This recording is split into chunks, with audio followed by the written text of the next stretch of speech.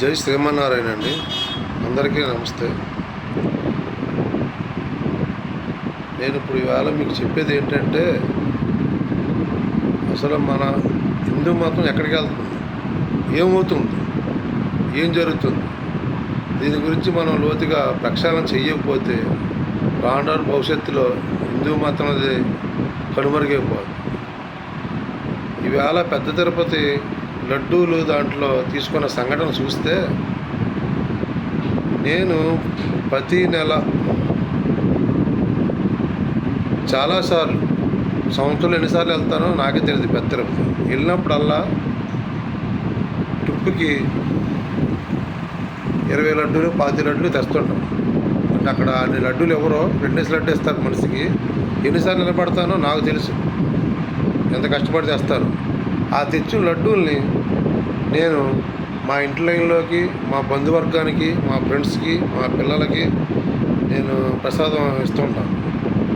ఈ 2-3 రోజుల నుంచి ఈ టీవీల్లోని వీటిల్లోని చూస్తున్న దాన్ని బట్టి నాకు ఈ 3 రోజుల కాడి నుంచి చాలా మనోవ్యతగా చాలా బాధపడుతున్నాను. ఆ బాధ ఆ భగవంతుడు తెలియాలి. ఎందుకంటే నేను నాకు తెలిసిన కాడి నుంచి శనివారం నీచు తినటం అంటూ లేదండి. నేను వెంకటేశ్వర భక్తుని కాబట్టి. అందువల్ల ఏంటంటే, ఇప్పుడు ఏంటి ఈ శనివారం ఇంతమంది పంచానా, నేను తినేసానా ఈ ప్రసాదాన్ని అనే ఆలోచనలో పడిపోతున్నా. నాకు ఏం చేయాలో అర్థం కావట్లేదు.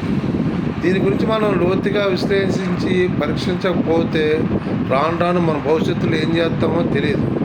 ఇది రాజకీయ పరంగా కూడా చూడకూడదు. మనం ఏంటంటే, ఒక హిందువుల ధర్మం ప్రకారం, సనాతన ధర్మం ప్రకారం మనం చేయాల్సింది ఏంటంటే, ఈ పెద్ద తిరుపతి అనేది ఒక సపరేటు, అది సనాతన ధర్మం. దాని ప్రక్షాళన చెయ్యాలి. అది చెయ్యాలంటే ఎలా చెయ్యాలి? దీంట్లో రాజకీయ నాయకుల ఇన్వాల్వ్మెంట్ ఉండకూడదు. బోల్డ్ మంది ఉన్నారు, బాగా మంచి మంచి అవార్డులు తీసుకుని, పద్మశ్రీ అవార్డులు తీసుకున్నారు, సనాతన ధర్మం గురించి బాగా తెలుసుకుని ఉన్నారు. అటువంటి వాళ్ళు పెట్టండి. ఇక ప్రోటోకాల్ ప్రకారం అంటారా, రాజకీయ నాయకులు మనం గౌరవం ఇవ్వాలి కాబట్టి వాళ్ళకి ఇవ్వాల్సిన దర్శనం వాళ్ళకి ఇవ్వండి.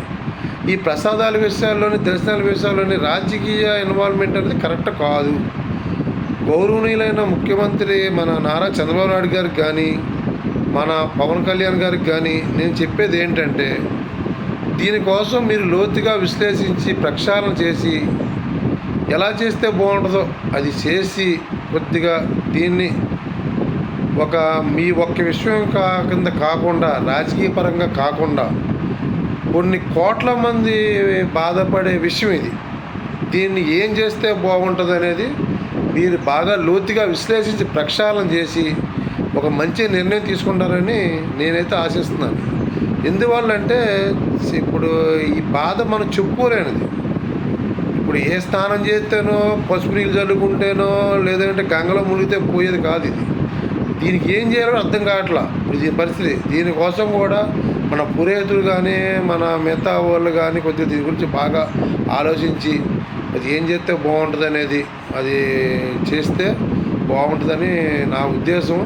ఇది కొన్ని కోట్ల మంది మనోభావాలు దెబ్బతీసే సంఘటన. వాళ్ళు కూడా చాలామంది, కొంతమంది చెప్పుకోగలుగుతారు, కొంత చెప్పుకోలేకపోతున్నారు. ఎందుకంటే నేను అసలు బాగా నేను పూజించే దేవుడు వెంకటేశ్వర స్వామి. ఎందుకంటే ఇదిగోండి, మా ఇంట్లో కూడా వెంకటేశ్వర కళ్యాణం. నేను మా ఇంట్లో డోర్కి కూడా కృష్ణుడిది డోర్ పెట్టినానండి. అలాగే మా ఇంట్లో ప్రతి ప్రేమ కూడా వెంకన్న బాబు దాన్ని. ఇవే కాదండి, ఇంకా చాలా ఉన్నాయి. ఎందుకంటే మా ఇంట్లో మేము ఇక ఇల్లంతా మాకు ఇక గోవిందమయము, ఒక శ్రీనివాస నిలయం, గోవింద నిలయం, అలాగా మేము పూజించుకుంటామండి. అటువంటిది ఇటువంటి సంఘటన జరగగానే 3 రోజుల కాడి నుంచి అసలు ఏం చేయాలో ఏంటో కూడా అర్థం కాని పరిస్థితిలో ఉంది. కాబట్టి దీని గురించి రాజకీయపరంగా కాదు, ఒక సనాతన ధర్మం మనం కాపాడాలి కాబట్టి, మన దేవాలయాలు మనం కాపాడాలి కట్టి, ఇటువంటిది మళ్ళీ మళ్ళీ రిపీట్ అవ్వకుండా గట్టి నిర్ణయం తీసుకుంటారని చెప్పేసి నేను భావిస్తున్నాను. దీని గురించి బాగా గట్టిగా పోరాడాలని హిందూ సంఘాలు కూడా, మన బీజేపీ వాళ్ళు కూడా కోరుకుంటున్నాము. దీని గురించి కొద్దిగా దీర్ఘంగా ఆలోచించాలి. జై శ్రీమన్నారాయణ.